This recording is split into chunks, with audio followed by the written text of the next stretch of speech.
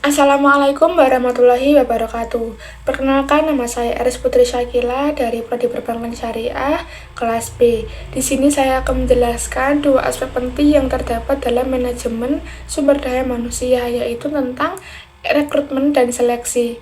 Dua hal ini sangat penting karena merupakan pintu awal dari masuknya tenaga kerja ke sebuah organisasi atau perusahaan. Nah, supaya lebih jelas, mari kita menggunakan pendekatan dengan 5W dan 1H, yaitu what, why, who, where, when, dan how. Yang pertama adalah tentang rekrutmen.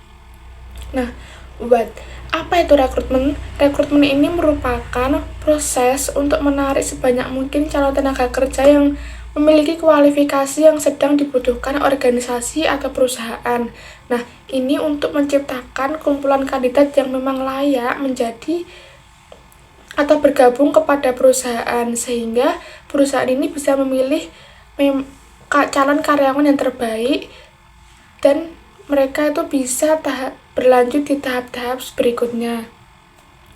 Jadi ini bukan langsung memilih tetapi menyaring calon yang memang akan bergabung di perusahaan tersebut. Nah, yang kedua adalah why. Mengapa itu rekrutmen dilakukan?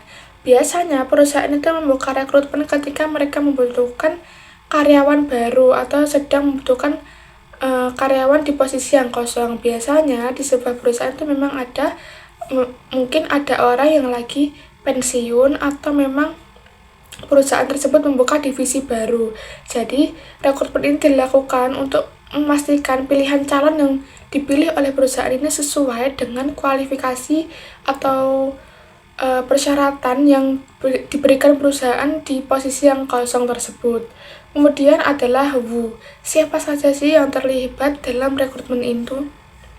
Nah, biasanya yang terlibat dalam rekrutmen itu yang pertama adalah calon kandidat atau calon pelamar itu sendiri, dan yang kedua adalah HR atau manajer rekrutmen, atau biasanya tuh orang yang mewawancarai atau orang yang memang memilih calon pelamar tersebut untuk bergabung di perusahaan. Tetapi terkadang perusahaan juga bekerjasama dengan pihak ketiga atau pihak luar seperti universitas atau platform online untuk membagikan informasi rekrutmen tersebut. Kemudian where, di mana sih rekrutmen itu dilaksanakan? Nah, rekrutmen ini bisa dilaksanakan di dua kondisi, yaitu internal.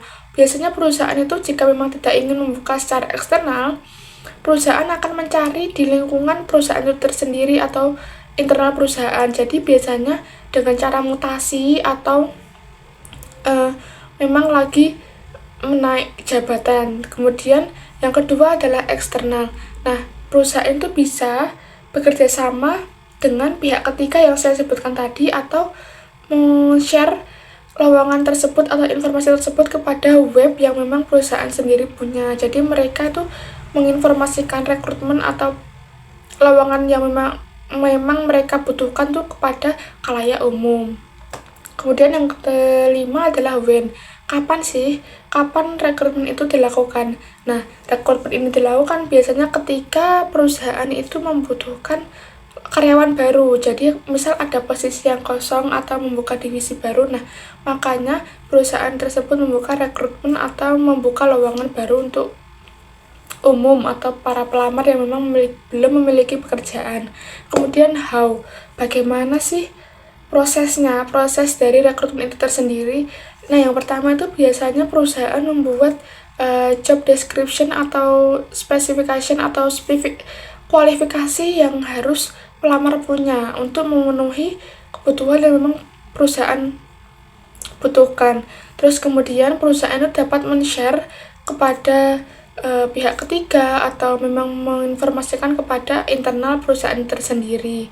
Nah, kemudian perusahaan itu dapat memilah siapa saja yang memang cocok atau memang pantas untuk berlanjut ke tahap berikutnya. Nah, itu merupakan penjelasan tentang rekrutmen dengan pendekatan 5W dan 1H. Terus kemudian saya akan menjelaskan tentang seleksi. Nah, sebenarnya ini dua hal yang sangat berkaitan dan tidak jauh bedanya.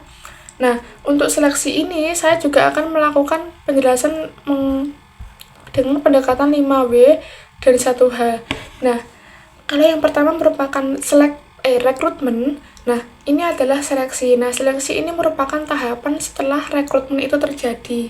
Jadi, ini proses penyaringannya untuk menentukan kandidat mana yang cocok untuk bergabung dalam sebuah perusahaan. Jadi, intinya seleksi ini merupakan menyaring para pelamar dari sekian ribuan pelamar yang memang cocok untuk bergabung di sebuah perusahaan tersebut.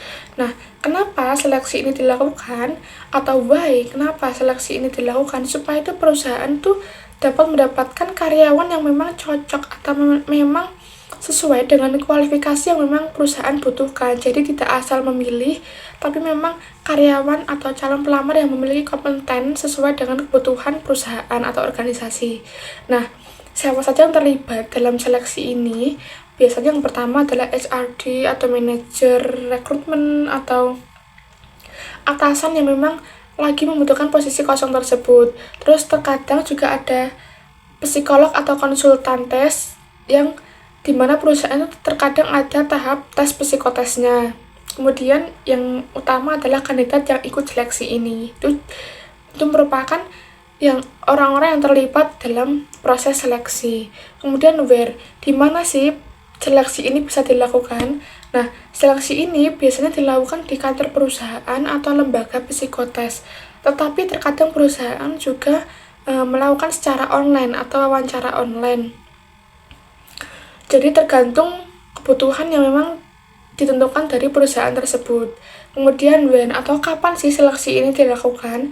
Seleksi ini dilakukan itu ketika perusahaan itu memiliki daftar kandidat yang memang sesuai atau kompeten. Barulah seleksi ini dilakukan untuk menentukan siapa yang memang paling cocok untuk bergabung pada perusahaan tersebut. Dan yang terakhir adalah how atau bagaimana proses seleksi itu terjadi. Seleksi ini biasanya dibagi dengan beberapa tahapan, dan yang pertama adalah seleksi administrasi dengan menyeleksi atau kelengkapan berkas lamaran yang mereka punya. Terus kemudian ada tes kemampuan atau psikotes, tetapi tidak semua perusahaan tuh memang ada tesnya. Tapi memang kebanyakan tuh perusahaan ya ada tes kemampuan atau psikotes ini untuk mengukur potensi intelektual dan kepribadian dari calon pelamar tersebut. Kemudian yang ketiga adalah wawancara. Ini bisa dilakukan oleh HRD atau user atau calon atasan yang akan menjadi atasan kita di perusahaan tersebut. Kemudian ada tes kesehatan. Ini untuk memastikan kondisi fisik kita sebagai pelamar itu seperti apa. Kemudian yang terakhir adalah keputusan penerimaan. Ini merupakan keputusan resmi dari perusahaan bahwa karyawan tersebut diterima atau tidak. Nah, itu merupakan penjelasan dari rekrutmen dan seleksi yang memang sangat berkaitan dan sangat penting untuk diperhatikan bagi kita calon pelamar yang ingin melamar di sebuah perusahaan atau organisasi. Nah, sekian dari saya. Mohon maaf bila ada salah kata atau salah pengucapan. Saya pamit undur diri. Wassalamualaikum warahmatullahi wabarakatuh.